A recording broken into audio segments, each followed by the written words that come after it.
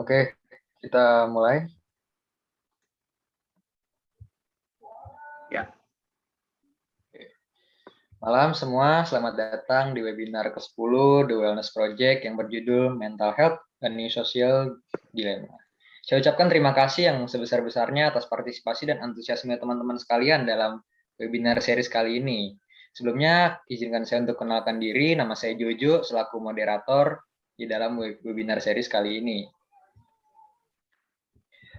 Sebelumnya, pada kesempatan kali ini, The Wellness Project akan mengangkat topik yang sangat relatable dengan kita semua, yaitu mengenai kesehatan mental sebagai isu sosial bersama topik ini. Dipilih dengan tujuan untuk informasi mengenai seberapa besar pentingnya memperhatikan kesehatan mental kita. Tapi nggak hanya itu, harapan webinar ini biar membantu kita menyadarkan bahwa ketika seorang dalam keadaan mental yang sehat, seorang akan menggunakan kemampuan dan atas potensi dirinya secara maksimal dalam menghadapi tantangan hidup. Nah, lalu bisa juga menjalin hubungan positif dengan orang lain gitu. Oke. Sebelum memulai acara, terdapat beberapa tata tertib yang harus dipatuhi oleh teman-teman agar webinar dapat berjalan dengan lancar. Yang pertama, teman-teman diperbolehkan untuk menyalakan kamera, namun wajib,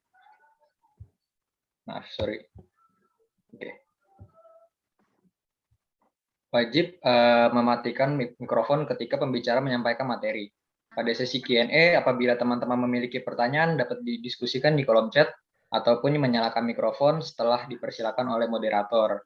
Nah, terus yang ketiga, segala bentuk pesan yang dikirimkan pada kolom chat tidak boleh mengandung unsur sara ya teman-teman, ataupun bahasa yang kurang pantas. Nah, adapun kolom chat harus digunakan dengan bijak dan diimbau untuk tidak melakukan spam. Nah, sebelum kita memulai pemaparan, mari kita sambut dulu Bapak Hendy Ginting, psikolog selaku dosen koordinator dari The Wellness Project. Dipersilakan untuk Bapak Hendy untuk memberikan kata sambutan. Oke, terima kasih Josafat. Selamat malam semuanya dan terima kasih Pak Juneman Abraham yang sudah bersedia ya untuk menjadi pembicara kali ini. Kita sudah booking beberapa kali ya Dinda ya. Pada akhirnya kita akan dapat hari ini. Terima kasih. Kita sangat makasih Mas. Kita sangat beruntung ya, nanti kita akan dapat bagaimana masalah mental health tidak hanya dari sisi praktis tapi dari sisi filosofisnya, dan itu menjadi sosial dilema. Saya juga ingin dengar nih ini dari Pak Juneman bagaimana ini kita bisa jelaskan tidak hanya kita sebagai mahasiswa yang atau dosen juga yang punya masalah mental, tapi lebih sebagai bahan buat kita untuk bisa menolong orang lain, supaya kita bisa memahami bagaimana sih prosesnya, dan dari sana kita bisa lebih empati, bisa lebih mampu mengenali masalah-masalah dari teman-teman kita. Kebetulan kan di sini banyak juga teman-teman yang menjadi mentor ya, mentor bagi anak-anak baru, mentor bagi teman-teman, bahkan sebagai peer counselor ya. Artinya kalau kita melihat teman kita bermasalah kan kita nggak diam saja gitu. Kita paling tidak bisa memahaminya dan menyarankan menyarankan tindakan selanjutnya seperti apa. Mudah-mudahan dari pembicaraan Pak Juneman hari ini kita bisa dapat insight ya, bisa dapat gagasan apa yang bisa kita lakukan dalam konteks mental health, baik untuk diri kita sendiri maupun untuk teman-teman sekitar kita dan lingkungan yang lebih luas. Saya pikir itu saja, Josafat. Terima kasih banyak. Oke, terima kasih banyak Pak Hendy atas sambutannya. Oke, kita akan masuk ke sesi yang kita tunggu-tunggu nih. Mari kita sambut pembicara kita hari ini, Pak Dr. Junaiman Abraham. Oke, mari kita beri virtual applause dulu kali ya, tepuk tangan. Oke, selamat malam Pak Jun. Selamat malam. Ya, Jojo dan teman-teman semua. Ya, sebelum kita masuk ke materi, saya izin untuk memperkenalkan Pak Jun sebentar ya, sedikit kepada teman-teman di sini. Oke, jadi Pak Jun ini adalah seorang lecturer spesialis psikologi komunitas, Associate Professor of Social Psychology di Binus University, dan juga Head of Research and Publication di Indonesian Psychological Association yang telah meraih banyak professional qualification. Beberapa diantaranya adalah beliau tersertifikasi dalam bidang Scientometrics dari CWTS Universiteit Leiden, Belanda, dan tersertifikasi sebagai asesor kompetensi lembaga sertifikasi profesi atau biasa disebut LSP Psikologi. Beliau juga memperoleh penghargaan di bidang Hublon sebagai one of the top of 1% of the peer reviewers in multidisciplinary 2017 dan 2018. Tentunya masih banyak pencapaian yang dimiliki oleh beliau, yang diraih oleh beliau. Namun tanpa berlama-lama lagi, langsung aja kita undang Pak Jun. Kepada Pak Jun, waktu dan tempat dipersilahkan. Terima kasih moderator Mas Jojo ya. Juga terima kasih pada Bang Hendy ini untuk undangannya, untuk kesempatannya. Senang sekali dan bangga ya, Institut Teknologi Bandung yang terkenal dengan tekniknya ini ada juga ya sentuhan humanioranya gitu ya, dari kegiatan-kegiatan yang dilakukan ya, di antaranya yang utama adalah wellness project ini. Ya, saya akan sekedar sharing ya teman-teman ya, sekedar sharing berbicara soal kesehatan mental. Yang saya yakin sebenarnya dalam rangkaian wellness project ini sudah cukup disinggung ya di beberapa topik ya. Tadi saya sempat ngobrol-ngobrol juga dengan panitia bahwa ini sudah berlangsung seri kesekian ya, topik-topiknya psikologis ya, pasti juga berhubungan dengan mental health ya. Jadi saya akan melengkapi saja atau memperkuat saja apa yang sudah ada ya, sudah disampaikan oleh rekan-rekan sejawat saya. Saya akan share screen.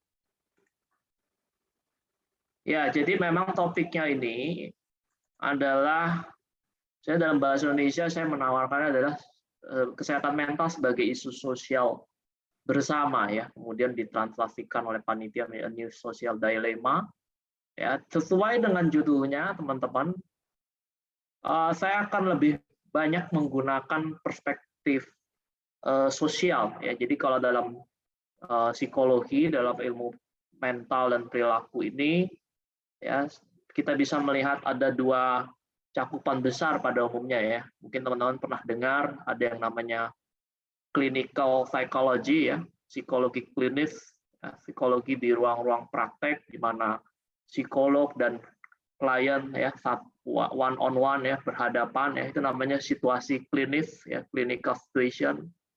Di sana terjadi counseling, di sana terjadi psikoterapi ya, kegiatan-kegiatan lain yang bisa memiliki efek terapeutik ya.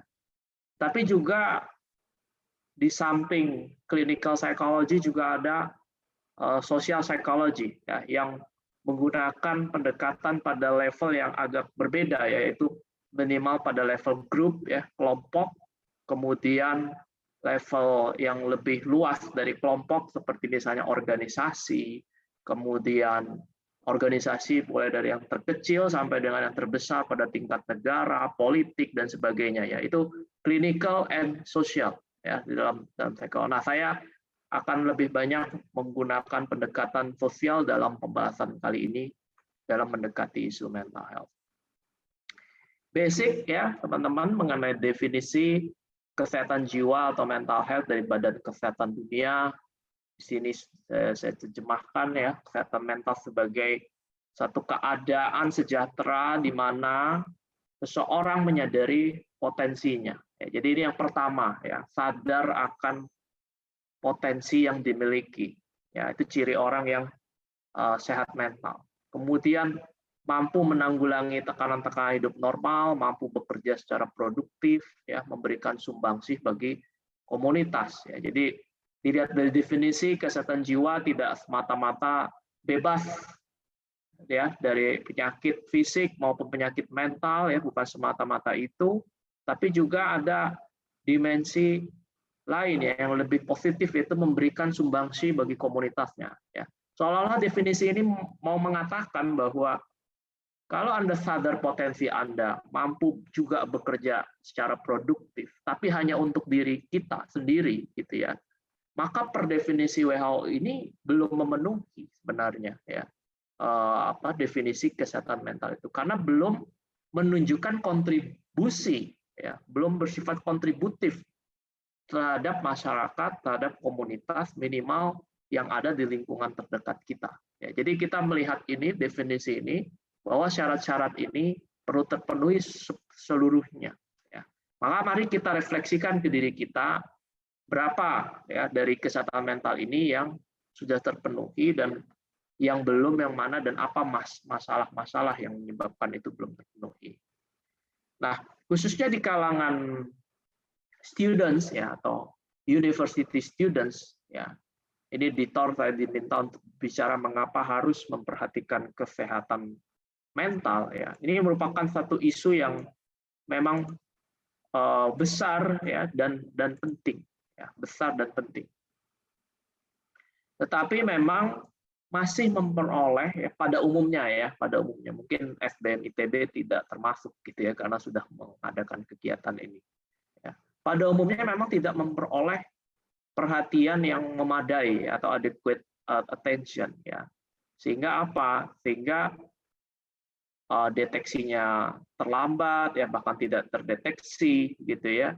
Kemudian masalah kesehatan mental itu yang dialami oleh siswa itu bisa akumulatif ya, bersifat kronis dan sebagainya ya, sampai kita mungkin terkejut gitu ya kalau ada teman kita yang kemudian ya mengalami masalah mental yang berat. Sebenarnya yang namanya kesehatan mental itu sama seperti karir kalau menurut saya ya, artinya itu dipupuk gitu kesehatan mental itu. Tidak ada orang tiba-tiba depresi, orang tiba-tiba ingin bunuh diri gitu, tidak ada. Itu semua adalah karir ya, sifatnya akumulatif.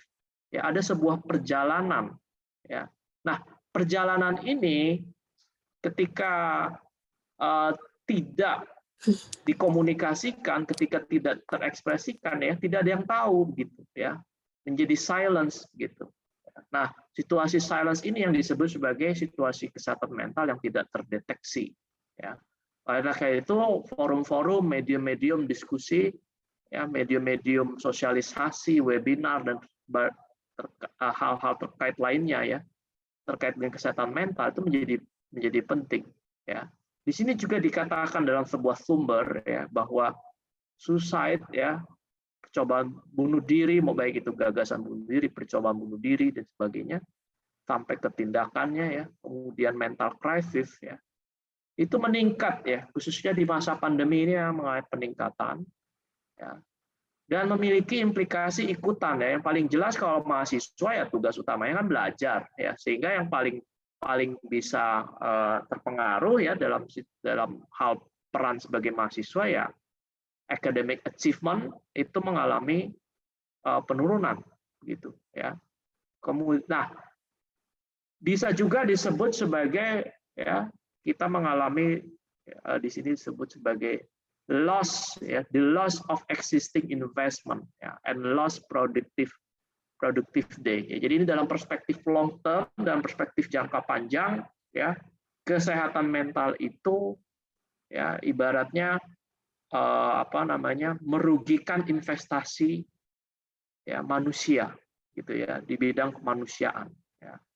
Kalau Mas Menteri Nadiem Makarim itu sering bilang kalau kenapa dia sekarang agak mendesak supaya sekolah-sekolah yang bisa PTM ya, pembelajaran tatap muka supaya PTM saja, dia mengatakan bahwa untuk menghindari terjadinya learning loss, untuk menghindari terjadinya generation loss dan sebagainya ya.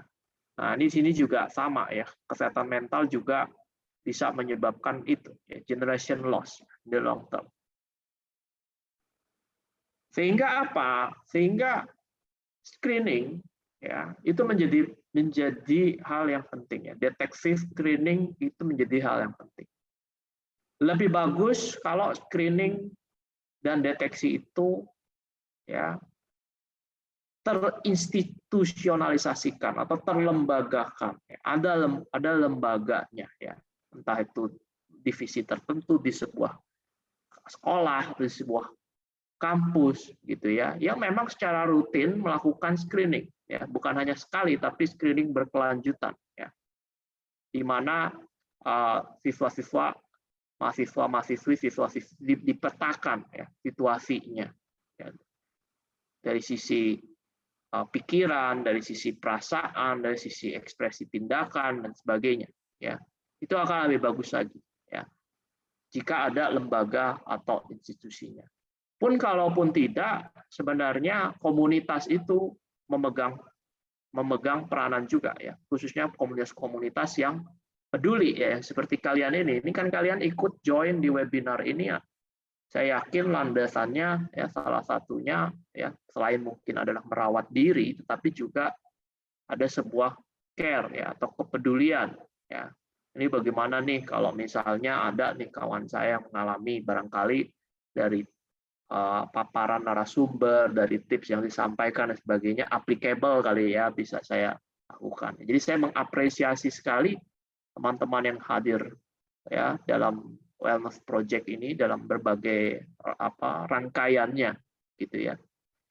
Nah, di sini disebutkan lembaga dan komunitas bisa saling berkoordinasi gitu ya. Di sini dikatakan ada community agency ya, ada sistem rujukan dan sebagainya ya.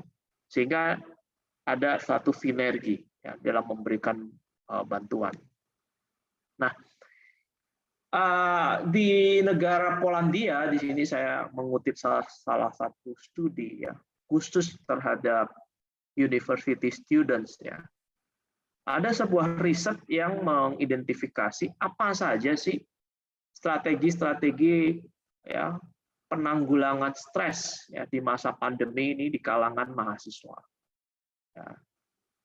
Saya belum menemukan studi yang cukup masif di Indonesia yang terkait dengan itu ya.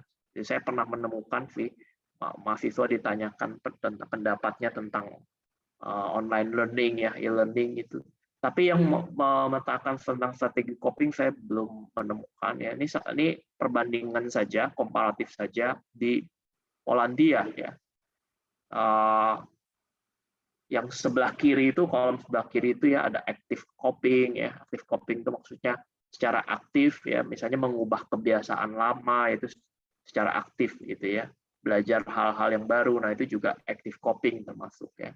Kemudian melakukan perencanaan teman-teman ya, planning ya terhadap hidup kita. Kita kadang-kadang karena sibuk nih dengan gawai ya, takut ketinggalan ini, takut ketinggalan itu.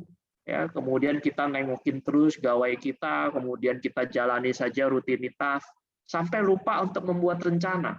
Ya, kira-kira 3 tahun lagi, 5 tahun lagi, 8 tahun lagi, 10 tahun lagi, saya mau berada di mana? Ya, saya membayangkan diri saya sudah menjadi apa ya? Perencanaan. Ya, cukup banyak yang lost ya perencanaan itu. Ya. Ternyata perencanaan yang baik itu adalah salah satu strategi yang efektif ya untuk menanggulangi stres di masa pandemi. Ya. Kemudian ada positive reframing ya, artinya mengkerangkai ulang, memaknai ulang peristiwa-peristiwa kehidupan, termasuk peristiwa-peristiwa yang kita anggap sebagai kemalangan ya dalam hidup kita. Ya. Orang Indonesia itu ada ungkapan masih untung begini, masih untung begitu ya. Jadi ini ada untungnya juga ya, budaya ngomong masih untung, masih bersyukur begini ya. Itu namanya positive reframing. Masih bisa melihat sudut-sudut aspek-aspek ya, sisi-sisi positif dari peristiwa-peristiwa negatif. Ya. Kemudian ada acceptance ya.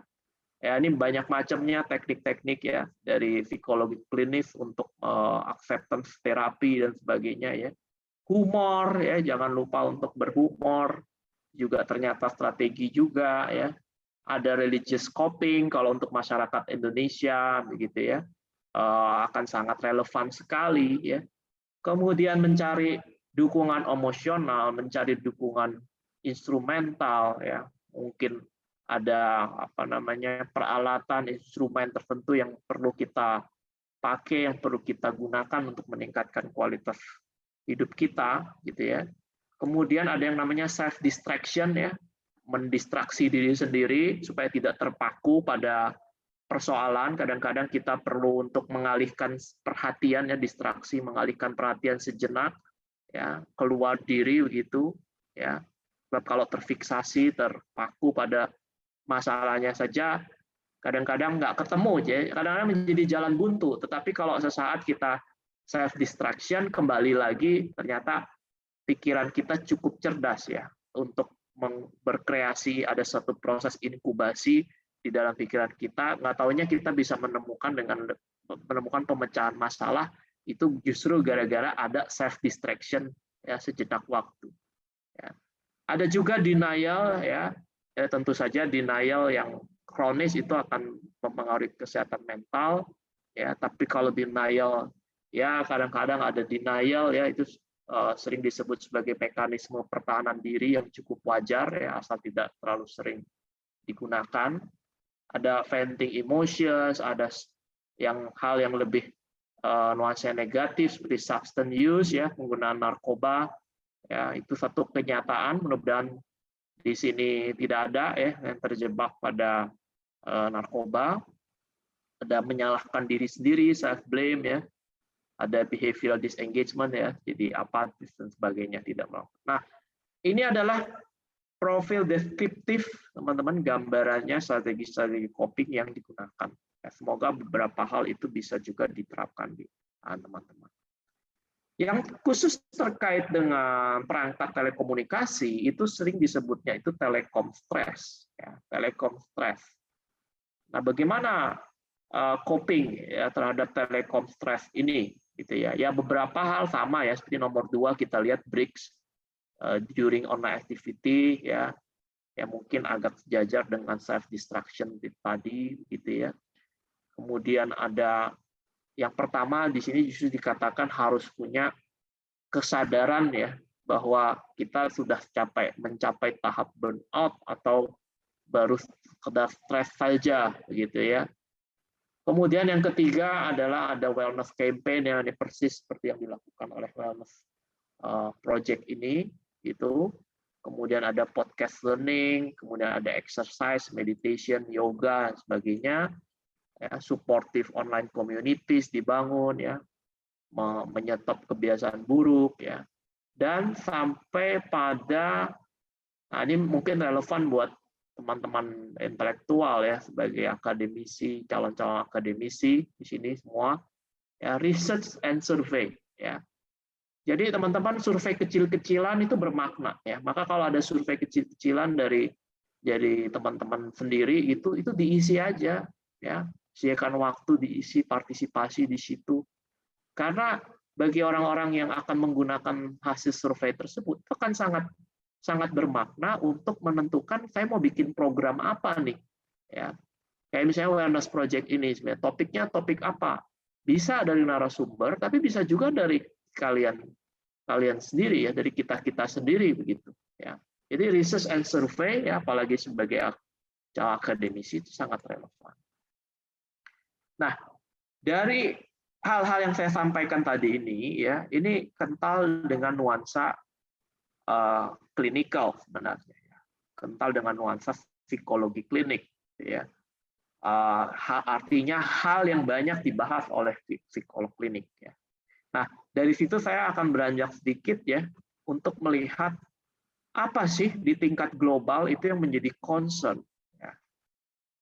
Setiap tahun tanggal 10 Oktober, ya, masyarakat dunia merayakan yang disebut sebagai World Mental Health Day, ya, WMHD, World Mental Health Day, yang di Indonesia itu diterjemahkan sebagai HKJS atau HKMS, ya, Hari Kesehatan Jiwa Sedunia, Hari Kesehatan Mental Sedunia.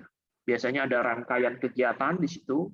Ya, kemarin Bang Hendy itu mengawal khusus, ya, kegiatan 62 topik, 62 narasumber, mungkin sebagian teman di sini ikut, gitu ya. Jadi ada semacam community services dari HIMSI, Himpunan Psikologi Indonesia, yang mengadakan webinar gratis dari 62 narasumber, ya, 62 topik terkait dengan kesehatan mental. Bagi yang belum ikutan, jangan khawatir, klik youtube.com, cari channel yang namanya Humas Himsi. Ya, cari channel yang namanya Humas Himsi. Nanti di situ teman-teman akan menemukan recording, ya, rekaman dari 62 topik, 62 narasumber. Nah, saya mau mengajak kita melihat apa sih yang menjadi concern, ya, dari masyarakat global terkait dengan kesehatan dunia, khususnya dalam 2 tahun terakhir. Kita bisa melihat dari temanya sebenarnya. Temanya tahun 2020 itu yang sebelah kanan itu, mental health for all, ya. Mental health for all. Kemudian subtopiknya greater investment, greater access. Oke, jadi kesehatan mental untuk semua, investasi yang lebih besar, akses yang lebih besar. Saya tergolong memuji, ya, tema ini karena ya tentu saja dipilih dengan sangat tepat, ya, oleh WFMH, ya, World Federation for Mental Health. Tetapi juga saya senang karena ini mengadres isu sosial, yaitu soal akses, ya, dan soal investasi, ya. Jadi ternyata ada problem soal akses terhadap layanan dan soal pendanaan, khususnya investasi soal uang, ya, soal pendanaan. Ya. Nah, ini diangkat, ya. Tapi yang menariknya adalah ketika saya mencermati di dalam negeri, situ seminar-seminar, ya, webinar-webinar terkait dengan mental health, saya jarang, ya, mungkin hampir tidak ada, saya entahlah, jarang sekali saya menemukan yang berbicara soal greater investment, ya, greater access. Ya, greater access mungkin adalah disinggung-singgung gitu, ya. Tapi greater investment itu jarang dibahas, ya, di Indonesia. Saya nggak tahu apakah pendekatan kita terhadap kesehatan mental itu sudah sedemikian terkotak, ya, dengan pendekatan tertentu gitu, ya. Tapi pendekatan greater investment ini saya tidak melihat, ya. Padahal bisa juga dilakukan oleh teman-teman gitu, ya. Bagaimana nih memperbesar investasi? Apakah harus ada dana abadi misalnya gitu, ya, atau harus ada apa, ya? Nah, itu kan bisa dipikirkan oleh teman-teman mahasiswa juga, ya, melakukan kajian-kajian gimana ya memperbesar investasi untuk kesehatan mental. Gimana ya mengajak mereka, elit-elit ekonomi yang menguasai cukup banyak sumber daya kita, tapi mereka jumlahnya segelintir, ya, elit-elit ekonomi ini, untuk mau diajak berinvestasi, ya, secara konkret. Apakah kita sebagai peneliti juga bisa menghadirkan sosial eksperimen, ya, terkait dengan itu, ya? Saya tidak melihat ada diskusi itu, ya. Itu yang saya sayangkan sebenarnya. Nah, kalau dilihat dari latar belakangnya, tema greater investment, greater access ini disebutkan bahwa ada catatan-catatan tentang beban ekonomi dari, ya, masalah kesehatan mental. Jadi ada hitung-hitungannya sehingga mendorong sebuah inisiatif yang namanya UHC atau Universal Health Coverage, gitu, ya. Ini juga di-endorse oleh Direktur WHO, ya, Dr. Tedros ini, ya. Nah, ini cukup menarik saya kira, ya, untuk diangkat, ya, soal universal health coverage, ya. Mungkin ini bisa jadi satu topik juga nanti di Wellness Project, entah mengundang ekonom yang peduli terhadap kesehatan mental dan sebagainya, ya. Nah, tema tahun 2021 atau tahun ini ternyata tidak jauh beranjak saya lihat, yaitu mental health in an unequal world, ya, atau dunia yang tidak setara, ya. Nah, isu mengenai bahwa kita hidup di dunia yang anggota-anggota masyarakatnya tidak diperlakukan dengan setara, ya, katakanlah ada ketidakadilan sosial, ketidakadilan ekonomi, dan sebagainya. Ini lagi-lagi saya melihat kurang diangkat di dalam berbagai webinar mental health di Indonesia, ya. Nah, satu-satunya tulisan saya sejauh ini, ya, yang saya temukan ini dari Christopher Sipayung dan Ruta Nabitya, ya, tahun 2019, yang judulnya langsung menyentuh jantung soal greater investment, greater access, kemudian unequal world, begitu ya. Yaitu yang berjudul menakar beban ekonomi gangguan kesehatan mental. Ya, artikelnya menarik sekali teman-teman. Nanti materi boleh saya bagikan juga nanti ke Naila, begitu ya. Nanti Naila bisa diseminasi ke teman-teman yang mengikuti kegiatan ini. Nanti linknya tinggal diklik tuh di bagian bawah ya. Nah, mereka memaparkan beberapa formula, beberapa formulasi, beberapa usulan, ya. Bagaimana sih menghitung ya beban ekonomi ini, ya. Salah satunya itu yang DALI itu ya, DALIS itu ya yang di sebelah kanan itu ya. Menghitung, mengetahui banyaknya produktivitas yang hilang akibat gangguan mental ya dan sebagainya. Ya. Di sini terlibat dalam pemberitaannya disebutkan dosen ekonomi kesehatan ya di FEB UI juga turut in charge ya memberikan perhitungan soal daily, dan ada beberapa perhitungan lainnya gitu ya. Nah, menurut saya yang seperti ini justru merupakan jantungnya ya dari tema Hari Kesehatan Mental Sedunia dalam 2 tahun terakhir ya, lagi-lagi ya. Nah, dari situ dua tema itu, saya melihat bahwa perhatian World Federation for Mental Health, ya Federasi Kesehatan Mental Dunia, ya semakin tebal, semakin thick ya dengan social approach ya, social issue, social themes gitu ya.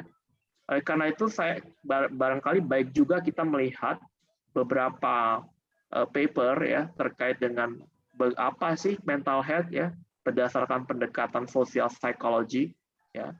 Nah, ada sebuah paper yang mungkin cukup awal ya, yang berbicara tentang ini ya, awal tahun 2000-an ya. Bicara soal bagaimana ya social and structural basis ya dari yang namanya stres ya. Stres kita itu ya bisa bersumber dari hal-hal yang sifatnya sosial ya. Sosial dalam arti bukan hanya soal pergaulan sosial ya, tetapi juga kelas sosial, posisi sosial, kebijakan sosial yang ada di lingkungan di sekitar kita ya, regulasi sosial dan sebagainya ya. Ada paper tentang ini, membahas soal social structure ya, pengaruhnya terhadap kesehatan mental ya. Kalau dilihat bagan sekilas di sebelah kanan itu ya, social position ya, community integration, alienation ya, dan sebagainya, ini termasuk dalam bahasa ya. Jadi intinya kalau kita mau sehat mental, ingin punya psychological well-being itu ya, istilah dalam bahasa Inggris itu yang paling bawah itu sehat, ternyata pangkalnya di social position saudara ya, di paling atas itu. Nah, seringkali kita fokusnya itu di dalam berbagai webinar kesehatan mental itu fokusnya itu yang di tengah-tengah, yang self esteem ya, social support dan sebagainya, itu yang di layer persis di atas psychological well-being ya. Bagaimana meningkatkan self esteem, bagaimana meningkatkan positive thinking ya kan. Ya, itu yang sering kita dengar ya, untuk meningkatkan kesehatan mental, bagaimana mereframe dan sebagainya. Kalau menurut pendekatan sosial, hal-hal tersebut tidak berdiri sendiri, saudara. Ya, ada orang-orang yang dan cukup banyak orang yang mau diminta positive thinking bagaimanapun ini tidak bisa, karena memang secara struktural, secara sosial dia tidak diuntungkan. Ya, misalnya lapangan pekerjaan ya tidak dibuka aksesnya oleh mereka yang punya privilege untuk membuka akses lapangan pekerjaan.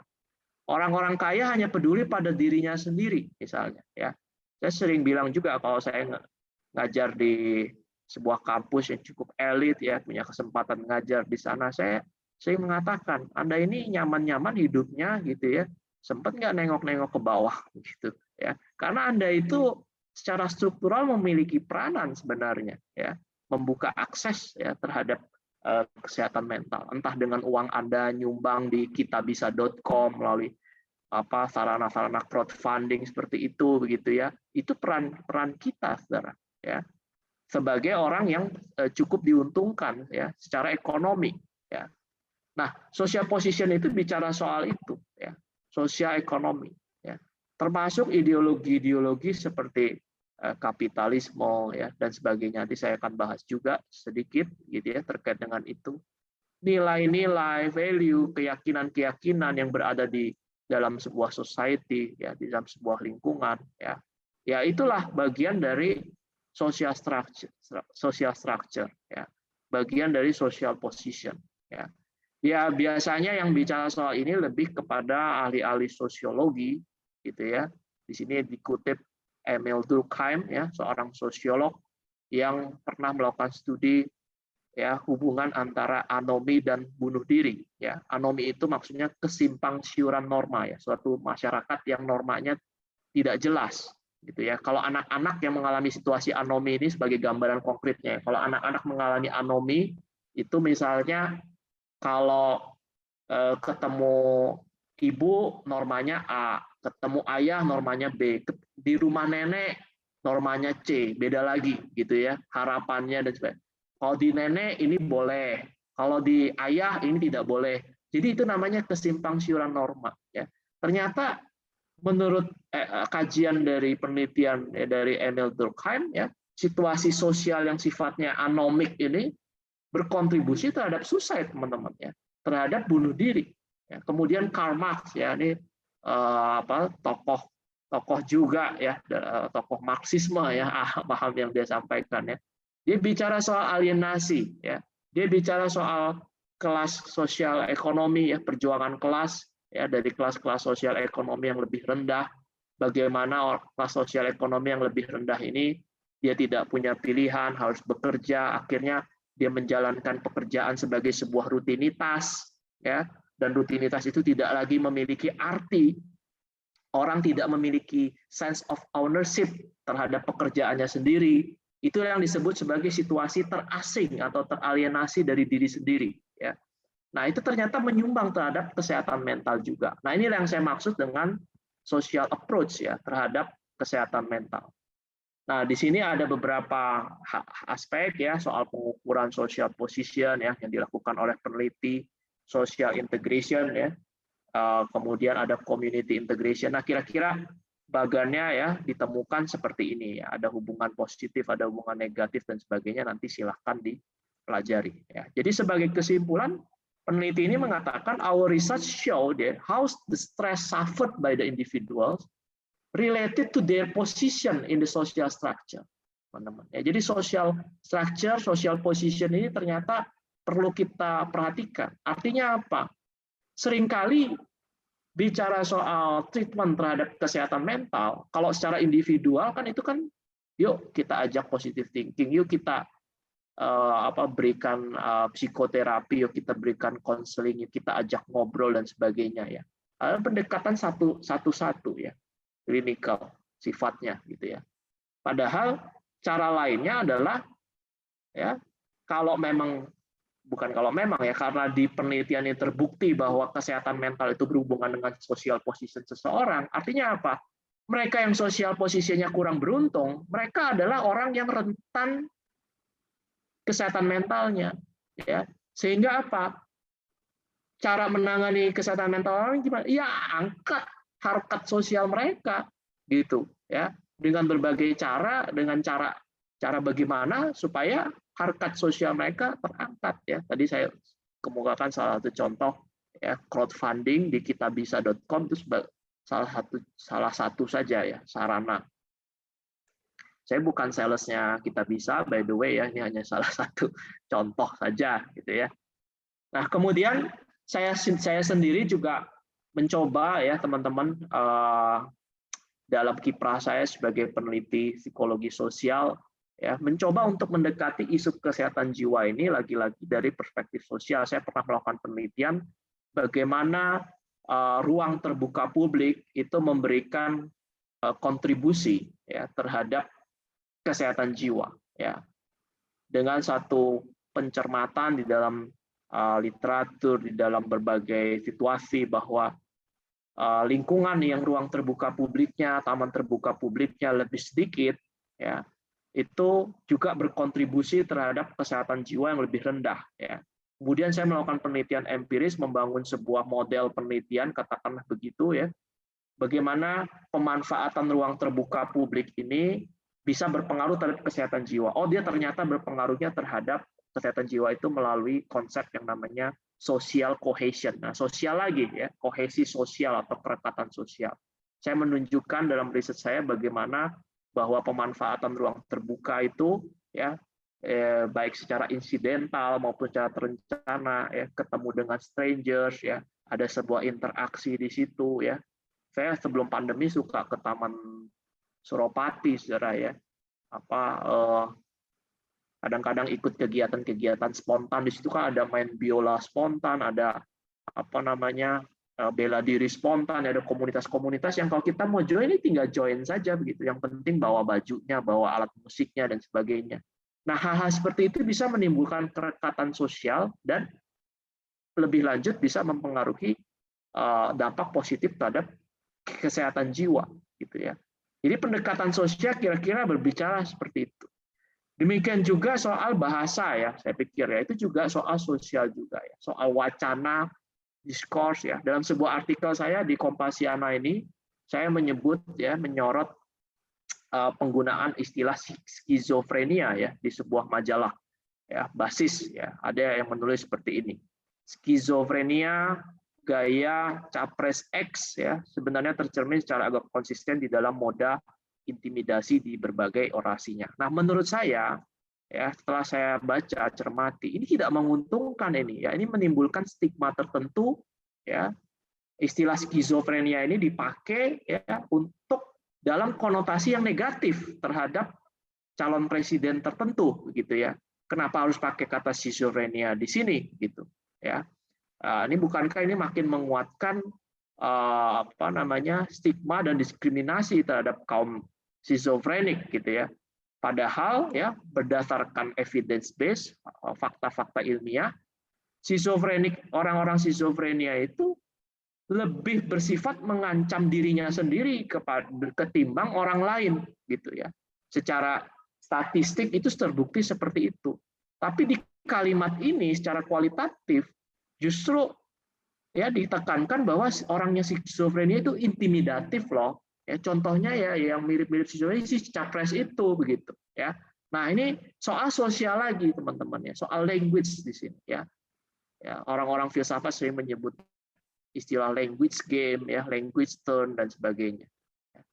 Kemudian ya untuk mendiagnosa sebuah gangguan jiwa ya, mau bipolar, mau eating disorder dan sebagainya, kalau kita pergi ke psikiater atau ke psikolog klinis gitu ya, biasanya kita akan dinilai berdasarkan sebuah kitab yang namanya DSM, Diagnostic and Statistical Manual for Mental Disorder gitu ya. Kalau di Indonesia itu ada yang namanya PPDGJ atau Pedoman Penggolongan dan Diagnosis Gangguan Jiwa gitu ya. Nah, di dalam kitab diagnosis psikiatrik ini ya, kalau kita memenuhi katakanlah sesuai kriterianya ya, 10 dari 13, oh ini bipolar ya. 10 dari 12, oh ini, gangguan gangguan itu begitu ya. Nah, menariknya dari sisi kajian sosial itu ditemukan fakta bahwa DSM itu tidak benar-benar objektif ternyata, ya, tidak benar-benar saintifik ya. DSM itu mirip proses legislasi, orang membuat undang-undang, DPR dan Presiden membuat undang-undang di mana terjadi tarik-menarik kepentingan di sana ya. Ya mungkin kalau yang menyusun DSM itu dari orang yang hadir dari orang dengan orientasi seksual tertentu, maka dia akan mengadvokasi di dalam kitab ini bagaimana supaya orientasi seksual yang dia wakili atau dia sebagai representasinya itu tidak kemudian dirugikan di dalam DSM ini. Dirugikan dalam arti begini, kalau Anda didiagnosis berdasarkan kitab DSM, Anda kan mesti beli farmasi, ya. Ada intervensi farmasi, farmakologi, ya, obat.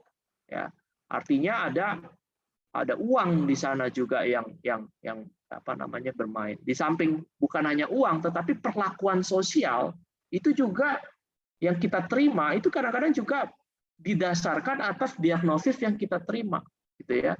Itu sebabnya ya kita terus-menerus mengedukasi bahwa gangguan jiwa itu kita melakukan destigmatisasi terhadap gangguan jiwa ya. Bukan sesuatu yang memalukan, setiap orang bisa mengalami ya, tidak tabu untuk dibicarakan dan sebagainya. Ya, kita terus-menerus melakukan advokasi.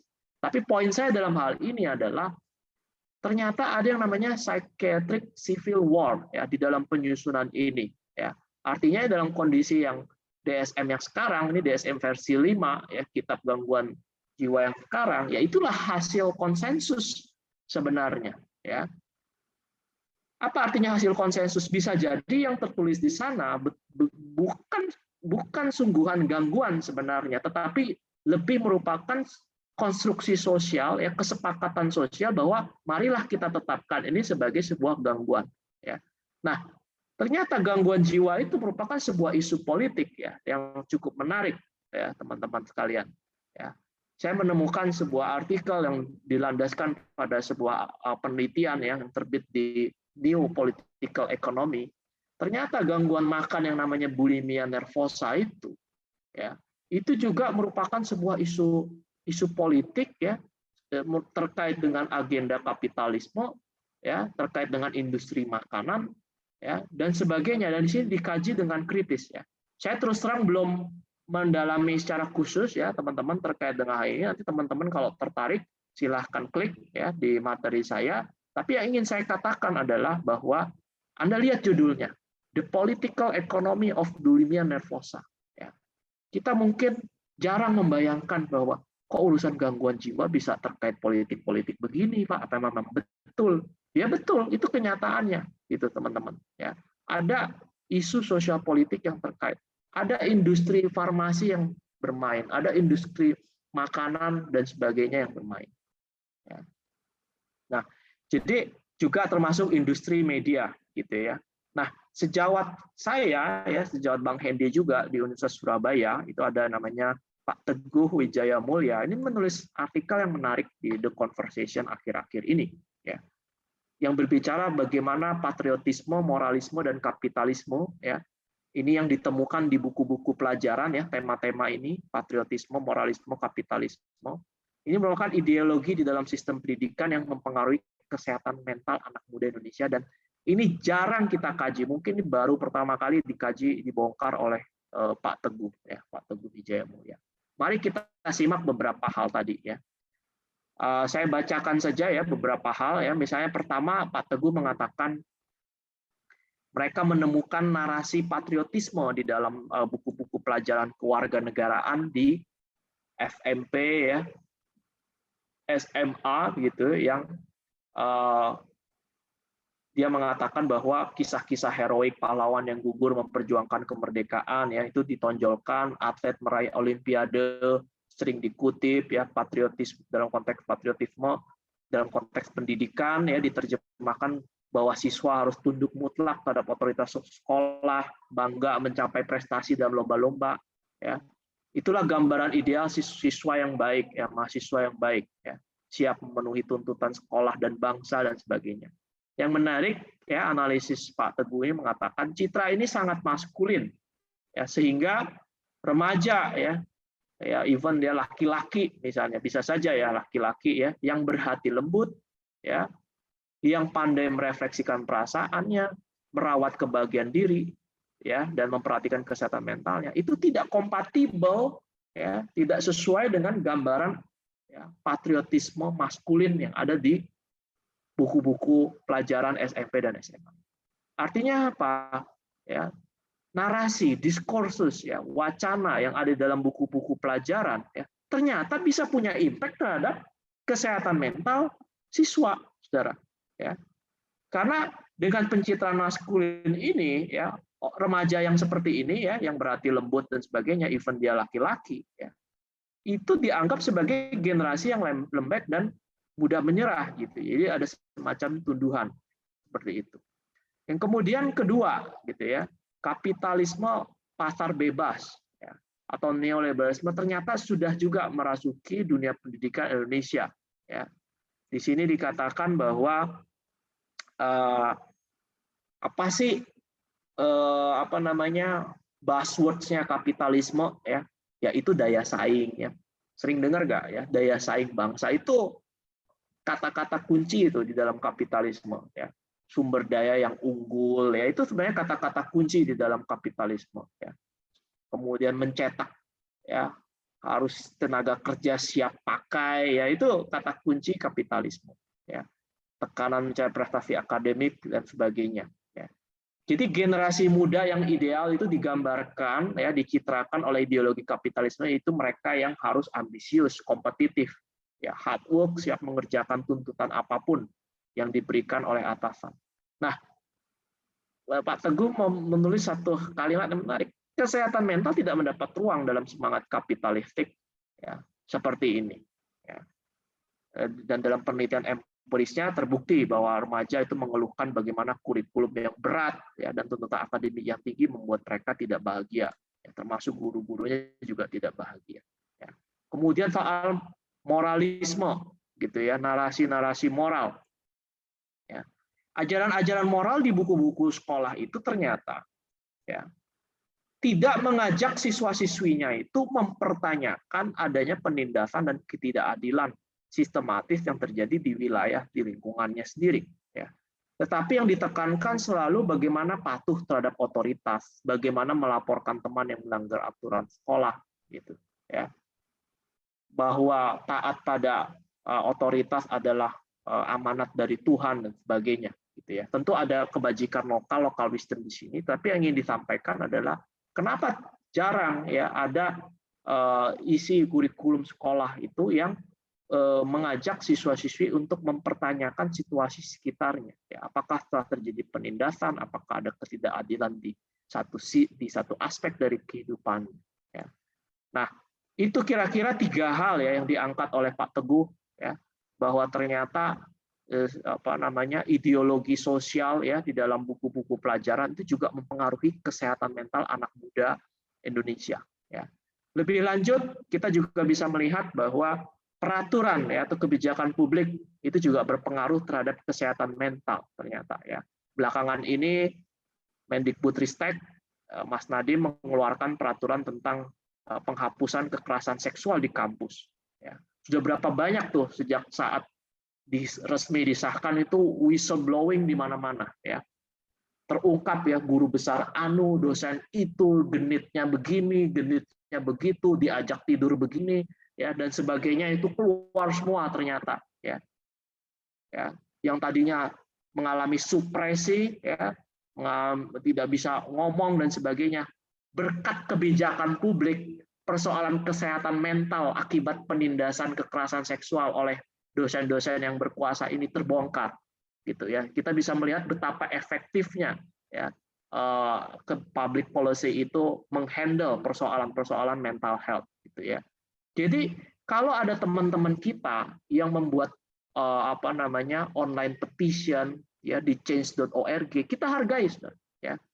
Kalau ada teman-teman kita, kemarin saya dengar mahasiswa UPH ya di tahun berapa itu, Pelita Harapan itu menggugat revisi undang-undang KPK ya, membuat kajian akademis dan sebagainya. Kita apresiasi, karena legislasi itu adalah salah satu sarana perjuangan mahasiswa, gitu ya.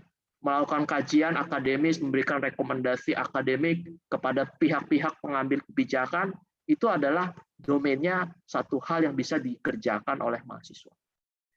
Aspek sosial lain adalah demokrasi, saudara ya. Demokrasi ada hubungannya juga dengan kesehatan mental ya. Jadi nggak usah aneh, nggak usah heran ya kalau kita mendengar ada protes-protes bahwa kenapa sih kalau gambar mural wajah yang menyerupai presiden kemudian harus dihapus dan sebagainya gitu ya. Kenapa sih kalau ada yang ngangkat-ngangkat tulisan ketika presiden lewat kemudian langsung diambil oleh tentara dan sebagainya gitu ya. Kemudian terbukti bahwa indeks demokrasi Indonesia itu merosot sebenarnya kalau teman-teman lihat di pemberitaan kita ya. Dan ternyata demokrasi itu berkorelasi dengan kesehatan mental. Artinya kalau demokrasinya merosot, apa yang bisa kita harapkan? Ya, yaitu ya kesehatan mentalnya juga merosot, di mana kebebasan berekspresi begitu begitu kaku, begitu terbatasi, ya. Orang ketakutan mengomongkan pendapat, mereka yang mengalami kekerasan takut untuk bersuara. Bukankah itu isu kesehatan mental, ya, kesehatan jiwa kita? Jadi ternyata wajah demokrasi sebuah lembaga, wajah demokrasi negara itu juga berhubungan dengan kesehatan mental, dan tapi ini sering dilupakan, saudara, ya. Demokrasi indikatornya kira-kira seperti itu yang sebelah kiri, ya. Ada public partisipasi publik, engagement, empowerment, ya, social capital, ya, dan kesehatan itu yang ada di sebelah kanan. Nah, juga media tadi saya sudah tunjukkan, ya, tuh contoh di Kompasiana yang saya tulis tadi, gitu, ya. Bagaimana media juga, ya, kalau misalnya media lebih banyak memberitakan, ya, orang yang mengalami gangguan jiwa melakukan tindak kriminal begini, kemudian di-exaggerate, ya, satu hal yang seksi untuk diberitakan, ya. Nah, kemudian nanti yang akan muncul adalah kesan di tengah-tengah masyarakat bahwa memang orang yang mengalami gangguan mental disorder ini bukannya untuk dibantu, malah untuk disingkirkan, saudara, ya. Di sini ada satu penelitian bahwa di sebuah lingkungan, sebuah wilayah yang media massanya gemar memberitakan kegiatan kriminalitas, ya, yang dilakukan oleh orang terganggu jiwanya, itu menyebabkan komunitasnya itu enggan hidup berdampingan, ya, dengan mereka, gitu, ya. Jadi community integration yang dalam bagian tadi itu mengalami hambatan atau mengalami barrier karena ada pencitraan media massa yang tidak menguntungkan, ya. Kemudian mungkin ini fase-fase akhir dari paparan saya, ya. Saya sendiri mencoba untuk berkolaborasi dengan beberapa pihak, ya. Ada ekonom dari LIPI, ya, Pak Fihri, kemudian dari Pak Unggul, ya. Ada psikolog dari Black Dog Institute, ya, Pak Sandersan Oni, ya. Kami belakangan mencoba untuk menulis mengenai National Economic and Health Recovery, ya, di dalam disruptive pandemic ini, ya. Kami mengajukan konsep yang namanya jaminan pekerjaan, ya, job guarantee, dan di beberapa komunitas itu ada eksperimen tentang job guarantee atau jaminan pekerjaan ini. Ya, mahasiswa pun bisa, ya, melakukan eksperimen di wilayah lokal yang terbatas, ya. Kita kasih jaminan pekerjaan, ya, mengusahakan pekerjaan untuk sebuah komunitas tertentu, ya. Ada juga universal basic income yang kita supply, gitu, ya. BI itu sering disingkat UBI, begitu, ya. Nah, nanti kita pengen lihat, ya, ini bisa nggak ini memperbaiki situasi kesehatan mental juga, ya.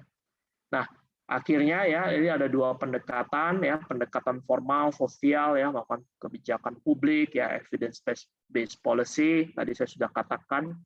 Kemudian pendekatan informal, ya, sosial juga, ada capacity building, ada mengadakan instrumen self assessment, ya, itu silahkan saja, ya, mengoptimalkan itu, ya. Kemudian training psychological first aid, ya, mengadakan support group, ya, saling mengedukasi dan sebagainya. Ya, ini beberapa alternatif untuk dilakukan, ya. Mitos kesehatan mental harus kita singkirkan, ya. Kalau menurut saya dua mitos terbesar. Yang pertama adalah kesehatan mental sebuah bangsa sulit diukur, ya. Sampai hari ini tidak ada pengukuran yang cukup sistematis tentang kesehatan mental bangsa kita, ya, bangsa Indonesia, begitu, ya. Bagaimana juga pengukuran ini menjadi indikator keberhasilan pembangunan nasional. Nggak ada itu isunya di kita itu, ya. Tidak ada upaya yang cukup serius untuk menjadikan kesehatan mental itu sebagai indikator sukses dari national development, ya. Kemudian mitos turunannya adalah seolah-olah nih kesehatan mental ini urusannya tenaga kesehatan, ya. Urusannya psikolog, urusannya psikiater, urusannya perawat jiwa, urusannya pekerja sosial di bidang kesehatan mental. Ya, padahal kalau tadi kita lihat, ya, ada, dari berbagai paparan saya tadi, ya, ada unsur macam-macam yang terlibat, ya. Sebenarnya profesi yang bisa terlibat dalam mental health itu apa saja? Antropolog bisa, arsitek bisa, ekonom bisa, gitu, ya.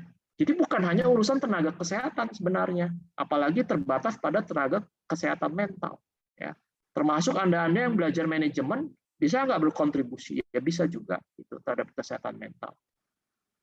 Saya kira begitu paparan saya. Terima kasih.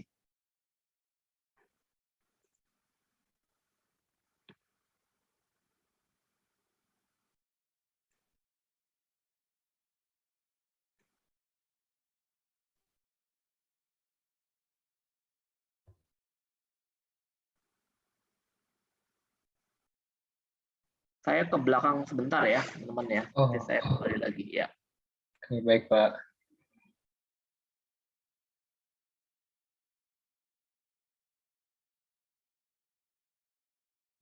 Oke, jadi buat peserta yang ingin bertanya, dipersilakan di kolom chat.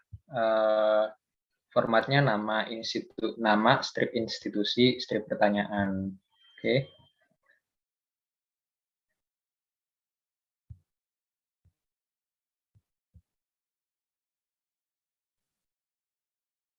Filsafat,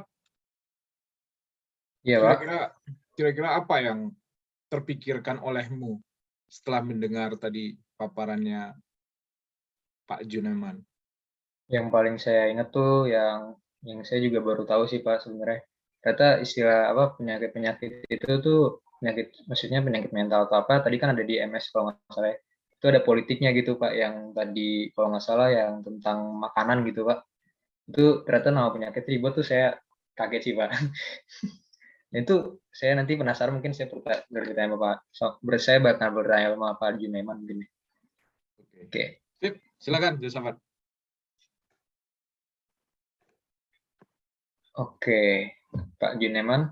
Oke. Ya.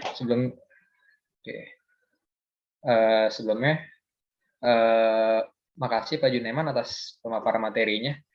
Cukup menarik ya Pak. Ini benar-benar mind blowing sih kalau buat saya pribadi. Karena tadi seperti yang saya bilang ke Pak Hendy juga, saya sempat kaget gitu. Ternyata nama penyakit mental tuh ada politiknya juga gitu loh. Dan bahkan dari pelajaran-pelajaran SD yang itu mungkin udah hampir semua kita tahu ya tentang kapitalisme, tentang patriotisme itu ternyata berpengaruh gitu loh sama kesehatan mental. Mungkin kalau dari dari teman-teman peserta juga sedang mungkin ada yang lagi menulis pertanyaan ya Pak. Mungkin sambil menunggu saya boleh bertanya ya Pak. Iya, iya. Nah, silakan, saya silakan. tertarik tentang yang tadi Pak, tentang nama penyakit mental itu ada politiknya gitu Pak. Yang tadi Bapak mention itu tentang food, yang tentang makanan. Nah, kalau misalkannya, nah ya, kalau misalkannya seperti itu Pak, itu kan kalau saya dengar itu mungkin itu sangat berdampak buruk ya buat masyarakat. Nah, atau buat manusia lebih tepatnya. Nah, itu apakah nama itu tersebut, nama istilah penyakit tersebut itu apakah terus dipakai ke depannya oleh dunia atau dihilangkan gitu Pak? Iya, karena saya begini, saya tidak mengatakan semua diagnosis ya ada unsur politiknya. Saya tidak mengatakan seperti itu ya. Tetapi memang ada diagnosis tertentu gitu ya. Itu yang menurut para kritikus gitu ya, yang berkecimpung dalam bidang psikiatri dan psikologi klinik gitu, dan sekaligus para kritikus ini juga memiliki wawasan sosial politik, mengikuti perkembangan dan sebagainya, itu menemukan bahwa sejumlah proses itu dalam penentuan ya, penyusunan kodifikasi gangguan jiwa itu ya merupakan sebuah hasil pertempuran politik gitu ya di tingkat mereka yang menyusunnya gitu ya, sehingga kita tidak perlu heran kalau ya mau namanya DSM, mau namanya PPDGJ, mau namanya apa ya, kitab-kitab diagnostik tersebut itu selalu terbuka terhadap yang namanya revisi gitu ya.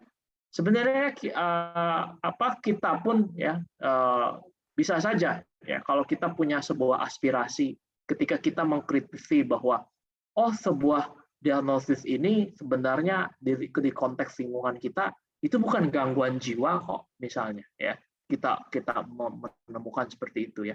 Ini tidak tepat dikonseptualisasikan sebagai sebuah gangguan jiwa gitu ya. Maka kita bisa melakukan kajian, memberikan rekomendasi ya, mempublikasikan ya tulisan kita tersebut dan pemikiran kita tersebut ke pihak-pihak yang berwenang sebenarnya ya.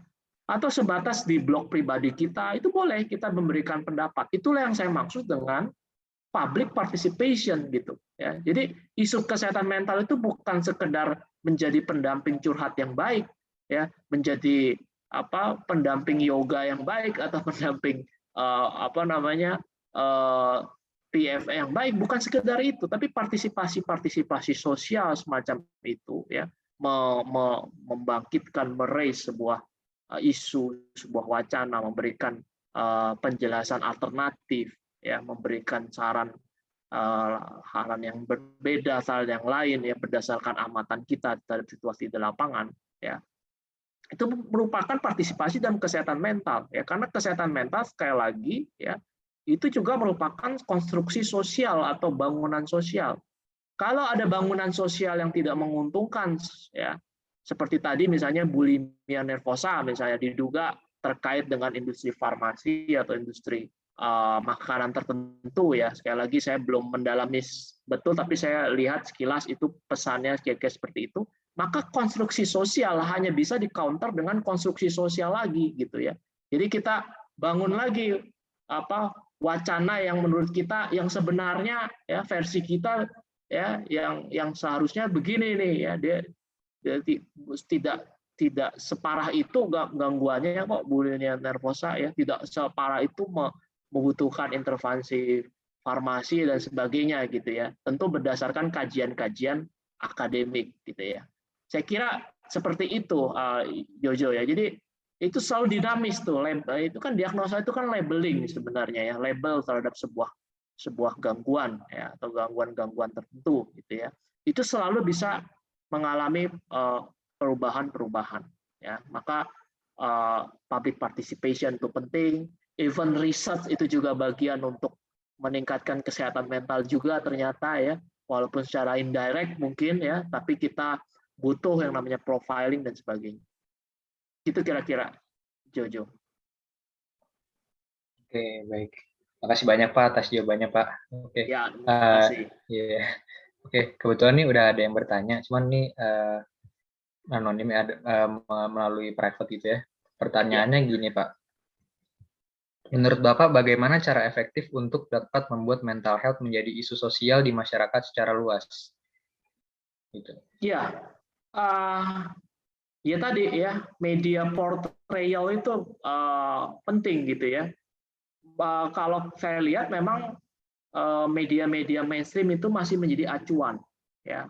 Media-media mainstream itu maksudnya macam Kompas ya, Detik gitu ya. Saya nggak tahu kalau Kumparan itu sudah masuk media mainstream atau belum gitu ya.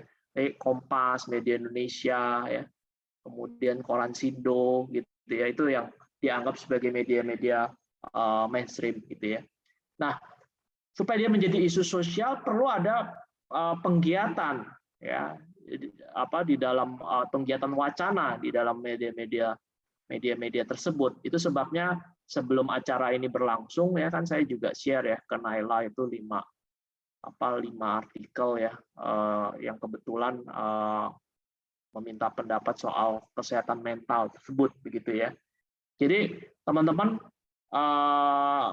punya media kampus juga bagus gitu ya. Media kampus juga bisa berkembang menjadi sebuah media yang berpengaruh. Saya agak lupa di Mustopo atau di mana, itu media kampusnya lumayan berpengaruh juga gitu ya. Kalau yang sudah punya TV ya, kami di BINUS itu ada BINUS TV, ada BINUS Radio ya.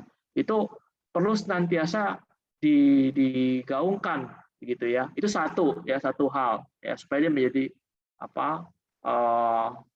perhatian publik gitu ya. Jadi public interest, jadi social issue.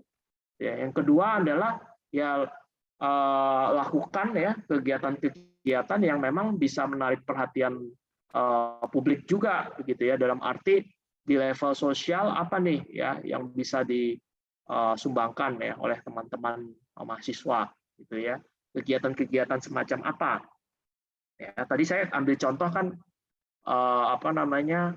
menulis petisi online, itu juga sebenarnya bagus loh, menulis petisi online, karena kalau Anda lihat di change.org nggak ada petisi yang nggak ada landasan akademiknya, ya, landasan kajiannya. Coba deh Anda masuk ke change.org, itu berbagai petisi yang ada di sana gitu ya. Nah, memang sekali lagi kegiatan-kegiatan semacam ini ya perlu ada endorsement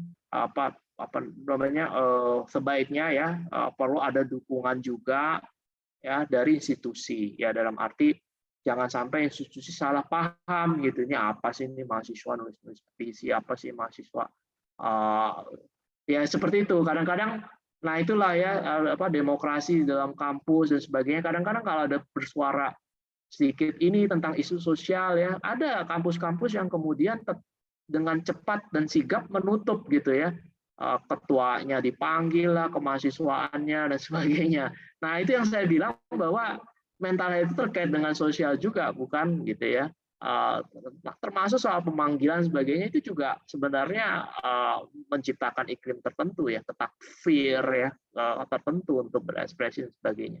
Tentu ada koridor-koridor ya, menyampaikan aspirasi dengan sopan ya, tidak kurang ajar dalam bahasanya dan sebagainya. Jadi itu jawaban saya ya, manfaatkan media ya. Sekarang kita borderless benar nih ya dengan internet dan sebagainya. Walaupun demikian media-media mainstream masih menjadi acuan ya, sehingga silahkan ya mengoptimalkan. Sekedar nulis surat pembaca yang sikat aja itu udah partisipasi itu ya. Kalau Anda ngelihat ada apa isu yang terkait dengan mental health ya, tulis surat pembaca ya. Dulu saya waktu SMA nulis di majalah-majalah nasional ya, majalah-majalah nasional itu saya nulis beberapa surat pembaca gitu yang menggelisahkan saya gitu ya. Itu satu bentuk partisipasi untuk mengangkat ke level sosial. Gitu kira-kira. Oke, baik. Makasih banyak Pak Jun untuk jawabannya, Pak. Ini ada lagi Ya. Pak pertanyaan. Kalau tiba-tiba kita merasa sedih lalu menangis dengan tanpa sebab, itu apa bisa disebut dengan gangguan mental health? Gimana sih Kak cara kita mengenali mental health pada diri kita sendiri? Terima kasih. Iya, saya tidak bisa memberikan penilaian dalam hal ini dari ungkapan yang sekilas atau selintas tersebut ya. Tentu perlu ada penilaian lebih lanjut ya. Kalau memang itu sudah mengganggu kenyamanan hidup Anda ya sehari-hari gitu ya. Activity of daily living Anda terganggu karena itu ya, karena salah satu indikator mengalami gangguan jiwa itu apa yang biasanya kita nikmati sehari-hari kita lakukan itu mengalami rintangan gitu ya, mengalami seperti nggak bisa menikmati kehidupan sehari-hari gitu ya. Itu salah satu indikatornya. Barangkali saya hanya bisa mengatakan itu gitu ya. Karena nanti kewenangannya lebih ke psikolog klinis dan sebagainya untuk melakukan penilaian gitu ya. Tapi ada satu hal nih yang terkait dengan pertanyaan Haidar ya di chat box ini gitu ya. Yang namanya self diagnose gitu ya, itu juga sebuah atau diagnosis diri ya, itu juga sebuah tren yang bisa ada positifnya, bisa ada negatifnya ya. Bisa ada positifnya, bisa ada negatifnya. Self diagnose ini ya. Saya pernah bicara khusus ini di Maranatha ya, selama 3 jam itu saya ingat saya bicara soal self diagnose ini dari perspektif sosial gitu ya. Nah, yang penting adalah tadi penanyanya ya, penanya anonim gitu ya, penanya anonim. Itu tadi ya, pertama ADL-nya, activity of daily living-nya. Anda merasa itu mengalami kegangguan atau tidak. Yang kedua adalah Anda waspadai, Anda sedang melakukan self diagnose atau bagaimana begitu ya. Sebab memang sekarang ada kecenderungan ya, kalau punya ya, saya baca-baca begitu ya di kalangan remaja itu kalau punya diagnosis tertentu itu kemudian menjadi satu hal yang status sosial gitu ya, status sosial di kalangan teman-temannya. Oh, gue ternyata berita ini, gue ternyata menderita itu gitu ya. Nah, itu fenomena sosial juga gitu ya. Jadi ada semacam glorifikasi barangkali ya, dalam tanda kutip terhadap labeling gitu ya. Jadi merasa lebih unik, merasa lebih lebih menarik perhatian kalau gue bipolar loh, gue begini loh, padahal belum tentu ya. Ya, yang saran saya ya kalau memang merasa urgent untuk memastikan keadaan ya datanglah ke profesional untuk psikolog profesional untuk melakukan diagnosis. Saya hanya bisa menyampaikan salah satu indikator yang lazimnya dipakai, yaitu terganggunya kenikmatan untuk melakukan aktivitas sehari-hari, gitu kira-kira. Oke, baik. Makasih banyak, Pak. Saya rasa tuh udah cukup merangkum dari pertanyaan Haidar juga ya, Pak, tadi. Saya menambahkan sedikit ya, jadi pertanyaan Haidar ya. Jadi kalau menurut hemat saya ya, nanti Anda bisa cari ya paparannya di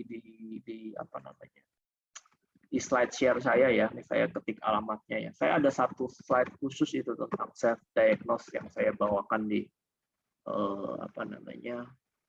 Universitas Kristen Maranatha ya. Nanti Anda bisa klik HTTP-nya itu kira-kira seperti itu ya. Slideshare.net/ teman cari aja di PPT-nya. Ya saya tergolong orang yang masih melihat dari perspektif sosial itu self diagnose itu masih ada unsur positifnya, dalam arti setidaknya minimal ada orang yang ingin mengenali dirinya gitu ya, ingin mengenali dirinya ya. Orang tergugah terhadap situasi dirinya gitu ya. Nanti untuk lebih lanjutnya nanti silahkan dilihat di slide tersebut kira-kira. Oke, baik. Wah, makasih banyak nih, Pak, atas slideshare.net. Ini mungkin ntar abis ini saya buka kayaknya ini. Silakan. Saya Iya. naruh berbagai materi ya. Saya ngisi webinar itu saya taruh aja, bisa free access di slide share tersebut. Oke, Pak. Nah, Ya. baik, Pak. Ini ada lagi, Pak, pertanyaan. Oke. Sebagai orang awam, bagaimana kita membantu orang terdekat kita yang mengalami gangguan mental? Apa hal pertama yang harus kita lakukan? Terima kasih, Pak. Ya, kalau sebagai orang awam itu sebenarnya kalau dalam psikologi itu ada yang namanya psychological first aid sebenarnya ya. Itu bisa dipelajari oleh orang awam ya, PFA atau pertolongan psikologis pertama ya. Ibaratnya kalau cedera fisik ya, itu kan ada yang namanya kotak P3K kan ya, pertolongan pertama pada kecelakaan begitu ya. Nah, di psikologi juga ada teknik-teknik ya PFA yang bisa digunakan oleh orang awam begitu. Nah, salah satu yang cukup bagus tuh saya lihat, nanti coba Anda cari ya, ini penanya anonim juga nih. Atau ada namanya? Anonim juga, Pak. Anonim ya, penanya anonim. Pak. Coba deh Anda masuk ke Coursera ya. Tahu ya Coursera ya yang menyediakan online course ya. Itu ada materi PFA yang bagus sekali itu dari Johns Hopkins University. Ya. Dari Johns Hopkins University. Itu bagus sekali. Anda bisa akses gratis. Kalau mau dapat sertifikatnya, Anda hanya keluar berapa $10 gitu. Ya, saya agak lupa. Tapi kalau mau dapat ilmunya saja, seingat saya itu free ininya. Ya, di situ ada cara-cara yang awam. Ya, kalau ada orang yang mengalami gangguan mental, tentu pada taraf yang belum begitu berat ya. Kalau yang sudah taraf berat yang membutuhkan penanganan profesional ya kita bawalah ke profesional gitu ya. Tetapi untuk hal yang sifatnya ada gangguan-gangguan, ada perilaku-perilaku yang sebenarnya akan memudar ya seiring dengan waktu. Itu ada ya yang gangguan-gangguan sifatnya akut akan bisa memudar seiring waktu, yang penting ada yang nemenin dan sebagainya. Nah, bagaimana teknik menemeninnya ya? Di situ sampai ada simulasinya ya. yang salah begini, yang betul dikoreksi begitu ya. Itu ada profesornya dari Johns Hopkins University ya, universitas yang sangat ternama, dari Coursera. Silahkan penanya anonim itu untuk mengikuti kegiatan itu ya. Saya sendiri sudah pernah dan saya memuji materinya sangat baik. Oke, baik. Terima kasih. Nah, ini ada lagi pertanyaan dari Maria dari ITB. Saya bacakan ya, Pak. Mengenai penyakit kesehatan mental, saya banyak melihat beberapa orang kemudian melakukan self-harm terhadap dirinya sendiri hingga pada titik kecanduan. Bagaimana pendapat Bapak terkait hal ini? Serta bagaimana menurut Bapak yang bisa kami lakukan ketika ada teman atau kenalan kami yang melakukan hal ini, meskipun mereka sudah mengunjungi profesional namun belum bisa berhenti? Ya, kalau sudah mengunjungi profesional belum bisa berhenti, ya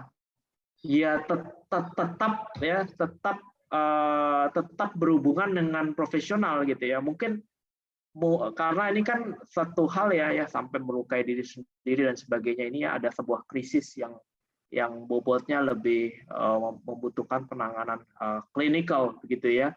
Tentu koneksi dengan profesional itu tetap perlu ada ya.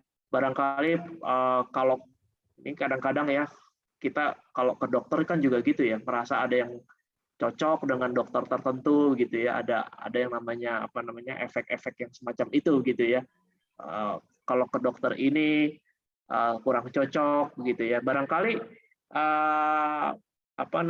itu sebagai alternatif saja begitu ya. Barangkali kalau misalnya belum berhasil ya, mungkin cari informasi begitu ya, kira-kira ya ahlinya yang betul-betul ahlinya, yang lebih ahli dan sebagainya, itu cari informasi saja gitu ya. Kemudian pergi ke dia ya, kemudian ya mudah-mudahan penanganannya cocok. Memang yang perlu diwaspadai itu memang sebenarnya profesional dan si klien ini ya, si orang ini yang melukai diri sendiri, self harm dan sebagainya, itu perlu bekerja sama sih ya, perlu bekerja sama antara orang yang memberikan pertolongan dengan orang yang ditolong, itu perlu cooperate begitu ya.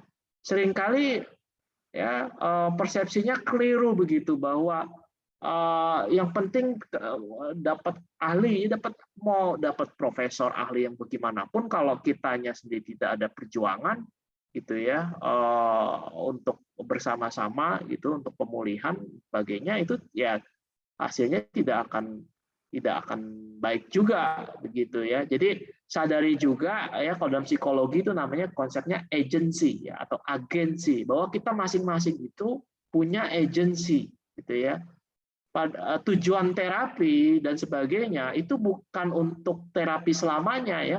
Terapi itu tujuannya justru bagaimana kita menargetkan pada satu titik tertentu kita harus terminasi gitu ya, harus exit ya dari terapi tersebut, dan itu harus ada planningnya, bukan kita senang dengan dependensi ya terhadap terapis atau terhadap konselor ya. Ini yang harus sadari, bahwa kita perlu self empower, itu menjadi sangat penting ya. Oleh karena itu kooperasi yang bagus ya dengan terapis itu menjadi sangat penting. Coba dilihat di mana itu lokasi atau lokus ya dari ketidakberhasilan tadi yang diceritakan, nanti ketidakberhasilan ya Jo ya, ketidakberhasilan dari atau mungkin kekurang suksesan gitu ya, atau mungkin sedang in progress juga gitu ya. Kita kan nggak tahu nih ya, nggak bicara langsung gitu ya, dan sebaiknya bicara langsungnya dengan psikolog profesional begitu ya. Nah, ini apakah ini sedang in progress, apakah ini tidak sukses sama sekali, tidak ada efikasi dari terapi itu, atau bagaimana ya. Saya kira itu perlu nanti proses lebih lanjut ya bersama dengan profesional. Kalau dibutuhkan untuk mengganti ya silahkan mengganti ya, karena ini soal trust gitu. Saya kira seperti itu Jo. Oke, baik, makasih banyak Pak atas jawabannya. Ya. Ini ada lagi Pak dari chat dari Lilis Komaria. Di daerah saya sekarang sedang marak bank emok atau pinjaman online. Banyak masyarakat terutama ibu-ibu terkena hal ini. Menurut saya hal ini bisa menyebabkan gangguan mental secara sosial. Kemarin ada juga kasus yang membunuh diri gara-gara hal ini. Nah, bagaimana pendekatan sosial untuk membantu kondisi ini biar nggak terkena gangguan mental? Terima kasih. Yang menggiatkan edukasi di lingkungan Anda ya terkait dengan pinjaman online ini, gitu ya. Lihat ibu ini significant others-nya itu siapa? Significant itu maksudnya orang-orang lain yang dianggap penting ya, apakah misalnya dia punya kelompok arisan ya, apakah dia punya tergabung dalam kelompok PKK dan sebagainya begitu ya. Maka kita dekati itu ya kelompok-kelompok tersebut dan merencanakan sebuah edukasi ya, tentu tidak harus edukasi yang kentara ya. Mau nggak Bu saya ceramahin terkait dengan pinjol gitu ya, tentu tidak harus seperti itu ya, tetapi bagaimana ya secara halus, secara subtil, secara samar begitu ya, ada materi-materi edukasi ya, Anda bisa join di dalam di dalam kelompok tersebut ya. Mungkin yang menyampaikan itu bukan Anda sendiri tetapi orang lain gitu ya, di dalam kelompok arisan atau kelompok ibu-ibu PKK itu yang Anda dekati itu kan. Mungkin mereka tidak punya literasi juga tentang pinjol, Anda lah yang ngerti misalnya tentang literasi tentang seluk-beluk pinjol ya.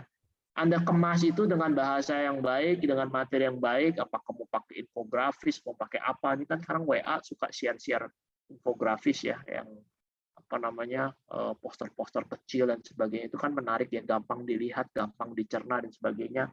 Apakah Anda share ke mereka gitu untuk mereka kemudian bisa secara bertahap pelan-pelan mendekati si ibu-ibu yang sudah menjadi korban pinjol tadi gitu ya. Atau misalnya lebih bagus lagi kalau misalnya ternyata suaminya juga nggak setuju sebenarnya terhadap pinjol tersebut misalnya ya, maka suaminya juga didekati. Jadi pendekatan edukatif saya kira yang dalam hal ini penting ya. Jadi peran kita adalah menyediakan resource ya. Seringkali masyarakat itu kekurangan resource ya kalau saya istilahkan. Gitu kira-kira. Oke, baik. Makasih Pak. Oke, saya langsung bacain pertanyaan selanjutnya Pak ya. Oke. Ya. Ini dari Rafli dari Unisba, menurut Bapak bagaimana caranya mengedukasi masyarakat milenial untuk dapat lebih memperhatikan mental health di masa sekarang ini? Lebih ke milenial nih Pak. Iya. Ya kaum milenial ya, dan di setelahnya gitu ya, Gen Z dan sebagainya itu kan akrab dengan teknologi gitu kan ya, akrab dengan gawai dan sebagainya gitu ya. Nah, itulah yang dioptimalkan ya, akrab dengan TikTok, akrab dengan Snapchat, akrab dengan Instagram ya, Reels dan sebagainya ya. Ya lewat sarana-sarana itu sebenarnya yang bisa dioptimalkan gitu ya. Kalau yang senang main Twitter ya, pantau trending topiknya, atau Anda bahkan create sendiri trending topik. Ini kan sekarang kan bikin trending topik juga ya, adalah ilmunya ya, ada skillnya ya, menghidupkan hashtag dan sebagainya gitu ya di dalam media sosial ya. Karena saya lihat ya wilayah operasi ya, perbincangan ya, discourse tadi yang saya kemukakan ya, dialog ya, komunikasi itu banyak terjadi di sosial media yang semacam itu gitu ya. Kalau untuk kalangan milenial yang lebih lebih senang dengan hal-hal yang sifatnya intelektual dan sebagainya, mungkin diadakan inisiatif forum-forum online ya untuk berdiskusi soal mental health ya, atau bikin sebuah website di mana orang-orang bisa secara crowdsourcing gitu ya, mengisi website tersebut gitu terkait dengan mental. Karena kan milenial juga senang tampil ya. Salah satu ciri milenial gitu kan ya. Ingin dilihat, ingin merasa diri bermakna begitu ya. Ingin merasa meaningful buat society, ingin merasa meaningful buat masyarakat, tapi sekaligus juga dilihat gitu, ditonton gitu ya. Nggak mau di balik layar gitu ya. Nah, ya medianya sosial media itu gitu ya. Ya website itu dibikin rame-rame, populerkan. Anda sekaligus bisa tampil di sana, Anda sekaligus edukatif juga di situ. Gitu kira-kira. Oke, Pak. Baik, terima kasih, Pak. Oke, sebelumnya Ya. saya ingin menyampaikan dulu untuk para peserta, karena keterbatasan waktu, mungkin pertanyaan dicukupkan sampai batasnya di Riris Valentina Simbolon ya terakhir. Oke, Ya. ini ada pertanyaan lagi, Pak, dari Cika dari UAI. Izin bertanya, Pak, kadang suka bingung buat bilang ke orang tua kalau mau ke psikolog atau psikiater, karena pasti jawabannya kurang ibadah dan lain-lain. Menurut Bapak, cara yang enak beritahu mereka supaya percaya bagaimana ya, Pak?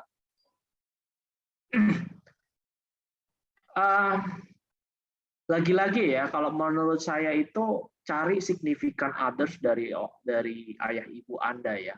Ya. Kalau Anda sendiri yang berbicara kemudian selalu ditepis dan sebagainya, gitu ya, mungkin Anda dianggap apalah kurang pengalaman, kurang asam garam, kurang ngerti apa yang terjadi pada diri Anda sendiri, ya. Tapi kalau misalnya ada paman, bibi atau siapa yang dihargai betul oleh orang tua Anda, ya itu akan sedikit membelokkan ya, akan sedikit mungkin ayah ibu Anda lebih melihat oh jangan-jangan ada poinnya nih anakku ini mau ke psikolog atau psikiater ya. Tidak harus paman bibi, tapi ada orang tua itu yang menghargai intelektual, itu juga ada gitu ya.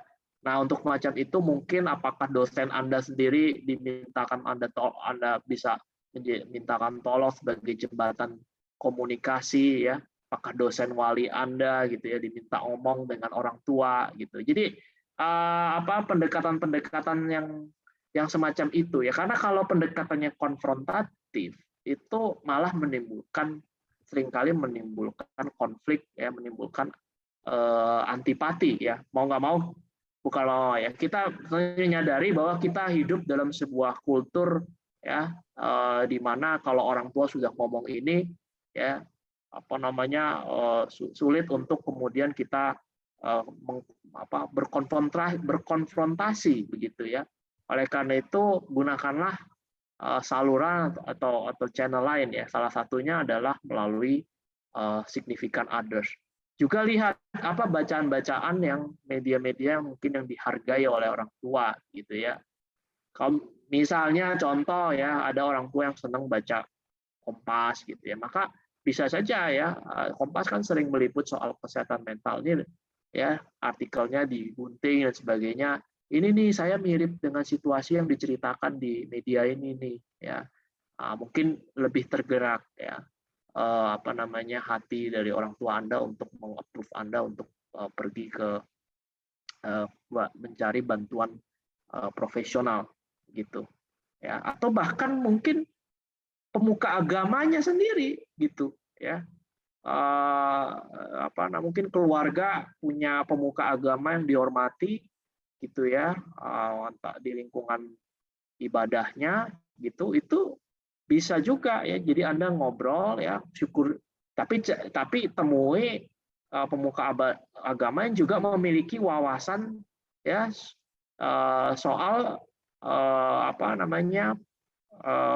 untuk kasus-kasus yang memang membutuhkan bantuan profesional, dia sadar gitu ya. Karena ada pemuka-pemuka agama juga yang pendapatnya mungkin sama dengan orang tua Anda bahwa oh ini soal Anda kurang kuat imannya, kurang ibadah saja dan sebagainya begitu ya. Tapi ada pemuka agama sekarang, semakin banyak pemuka agama yang bekerja sama dengan psikolog gitu ya, dengan ahli-ahli kejiwaan ya. Jadi melalui pemuka agama itu sendiri justru juga bisa juga gitu kira-kira. Yo. Oke, Pak. Baik. Terima kasih, Pak. Oke, ini ada pertanyaan terakhir ya untuk malam ini. Jadi ini dari Riris, dari UNER. Izin bertanya, gimana nanggapin anak-anak yang masih berumur 6-7 tahun yang memiliki gangguan mental akibat faktor sosial? Gimana cara agar orang tua percaya kalau anak itu mengalami gangguan mental? Karena yang menyampaikan itu anak-anak masih berumur sekitaran segitu, Pak. Gitu. Iya, Riris ya. Ini saya mencoba untuk mencerna dulu nih ya pertanyaannya ya. Jadi anak-anak ini usia 7 tahun memiliki gangguan mental akibat faktor sosial. Gimana?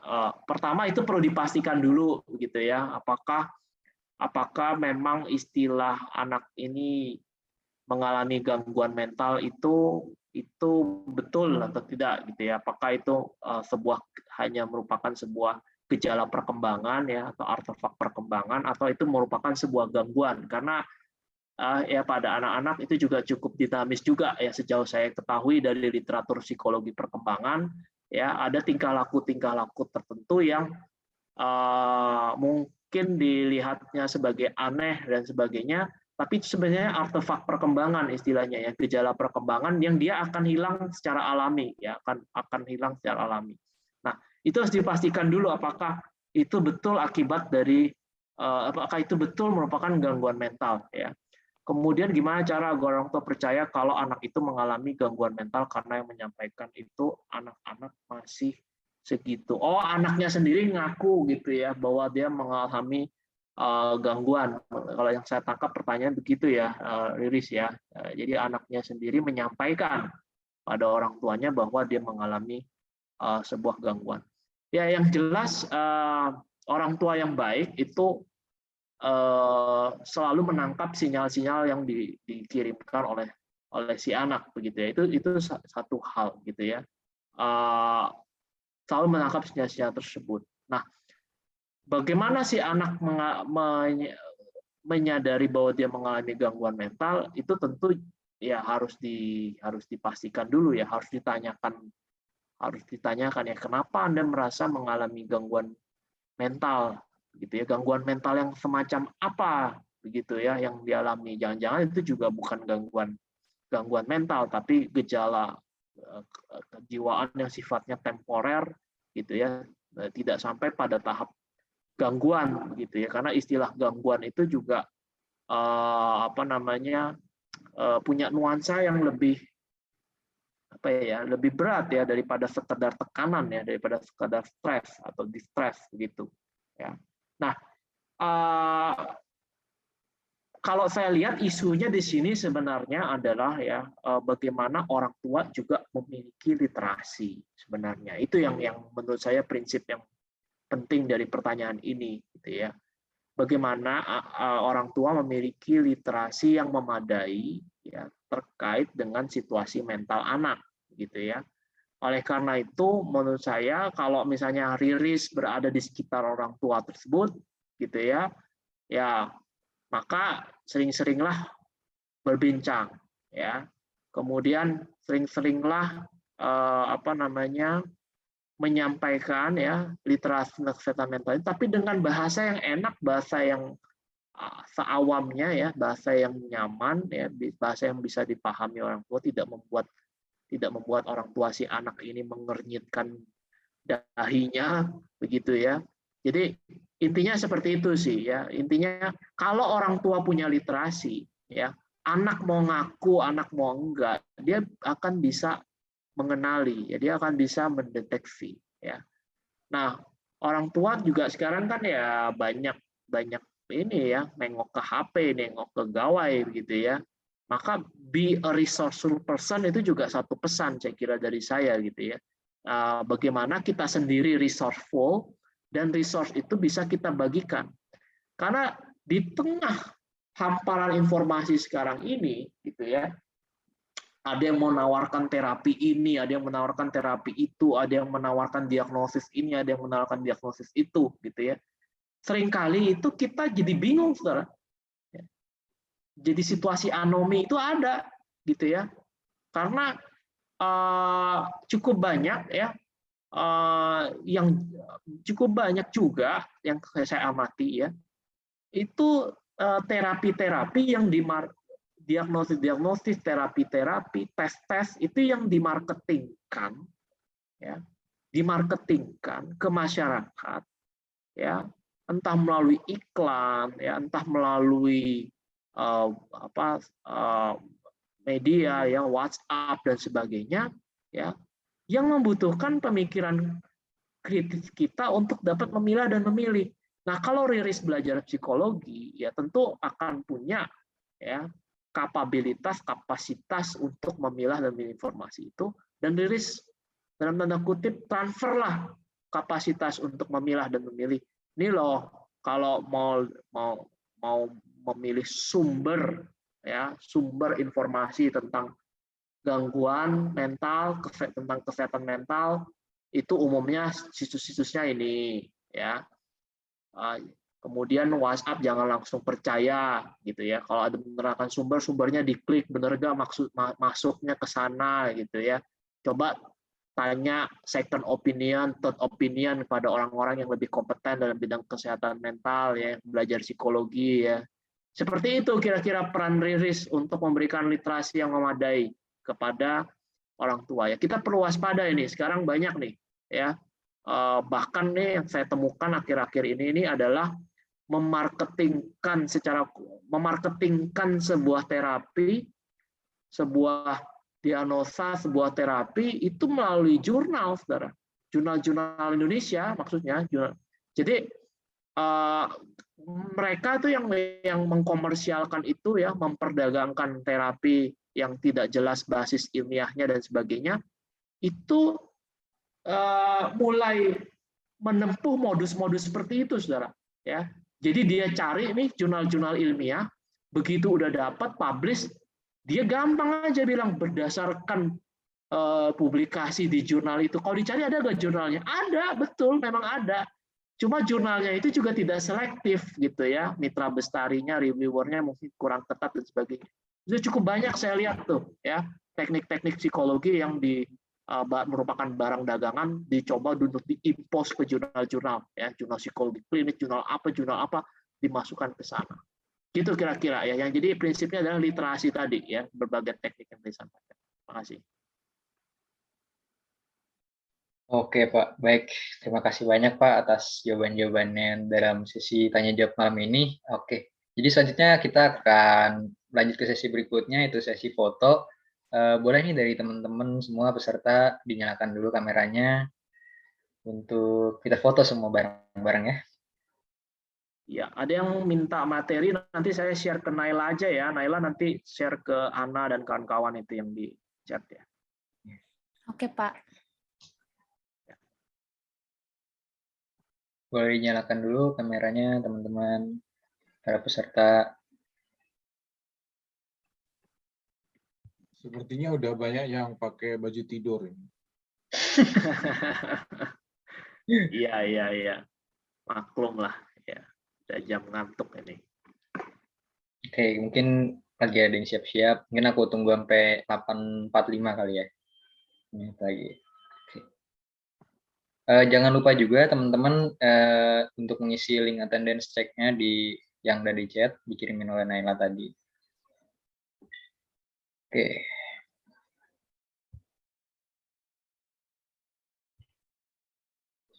Ya.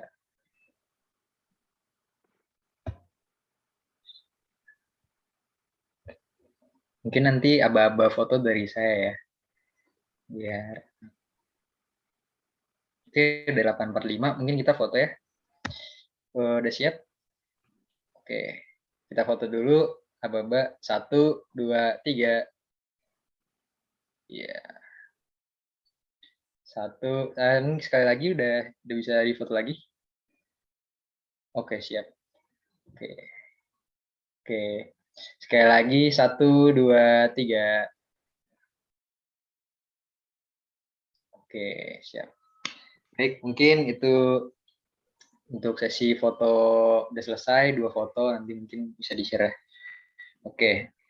Nggak kerasa kita udah harus mengakhiri sesi webinar hari ini karena keterbatasan waktu. Mohon maaf juga, mungkin tadi teman-teman ada yang mau nanya, cuman udah dibatasi tadi ya pertanyaannya. Jadi belum terjawab. Akhir kata, terima kasih kepada Pak Jun yang telah mengisi webinar pada malam ini. Terima kasih juga buat Pak Hendy yang udah hadir juga pada malam hari ini, dan kepada para hadirin atas antusiasme dalam webinar Wellness Project kali ini. Oke, saat ini kita sudah sampai penghujung acara. Mohon maaf jika ada kesalahan selama kegiatan berlangsung dari saya sebagai moderator. Saya Jojo, izin undur diri sebagai moderator. Atas perhatian dan partisipasinya, kembali saya ucapkan terima kasih. Selamat malam dan sampai jumpa di webinar series berikutnya. Ya. Terima kasih, Jojo. Terima kasih, Bang Edi. Ya. Pak Juneman, thank you. Yuk, Selamat sampai malam ketemu buat lagi. semua ya. Izin live ya. Kasih, Pak.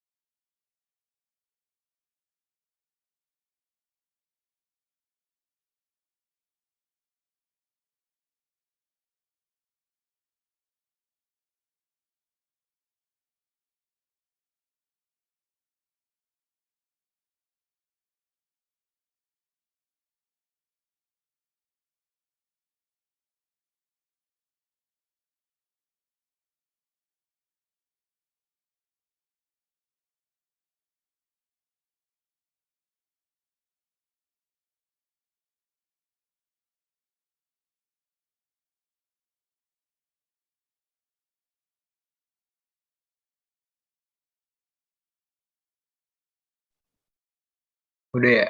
Halo, udah. Oke. Thank you, Jo. Terus Makasih, Kak gampang. Jo. Ada Eva nggak nih? Enggak. Atau apa gitu? Apa, Kak?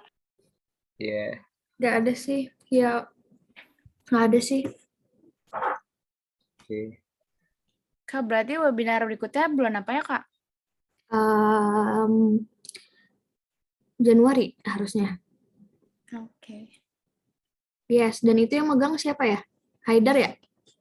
Iya, ini habisnya. Berapa berikut? Sip, nanti kita briefing lebih gampang. Ini siapa sih yang masih masuk?